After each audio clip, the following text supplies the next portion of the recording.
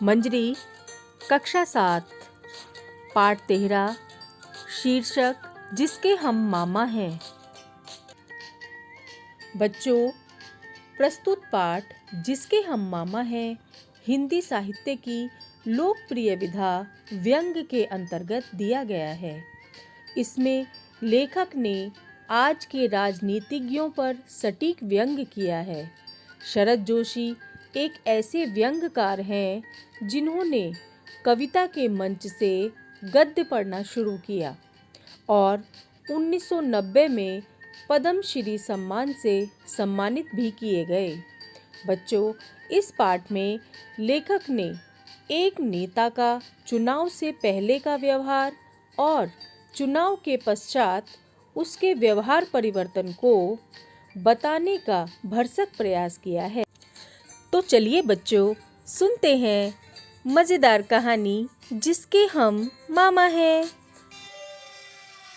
एक सज्जन वाराणसी पहुँचे। स्टेशन पर उतरे ही थे कि एक लड़का दौड़ता हुआ आया। मामा जी। उसने लपक कर पैर छुए। वे बोले, तुम कौन?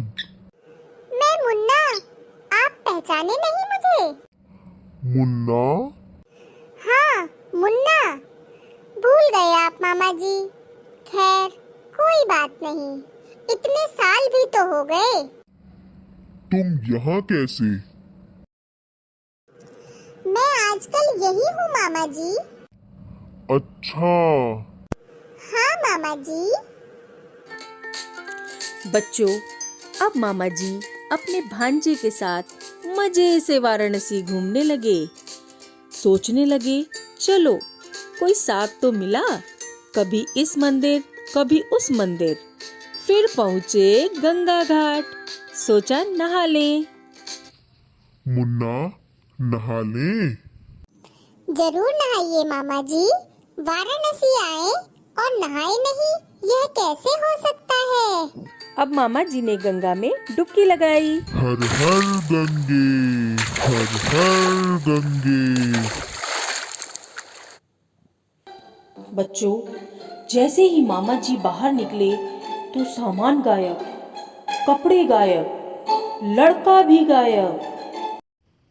मुन्ना, ए मुन्ना, अरे ओ मुन्ना। मुन्ना वहाँ हो तो मिले। तौलिया लपेटकर खड़े हैं मामा जी।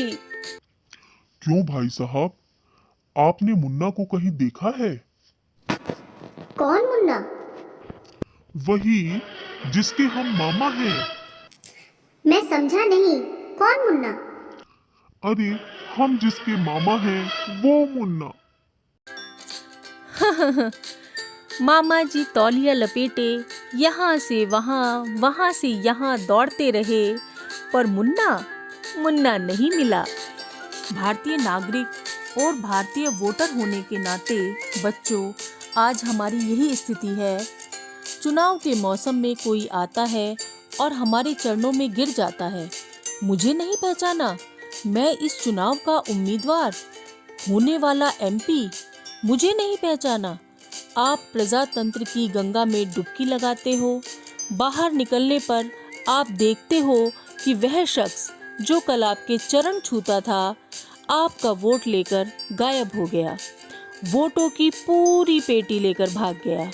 समस्याओं के घाट पर हम तौलिया लपेटे खड़े हैं और सबसे पूछ रहे हैं, क्यों साहब, वह कहीं आपको नजर आया?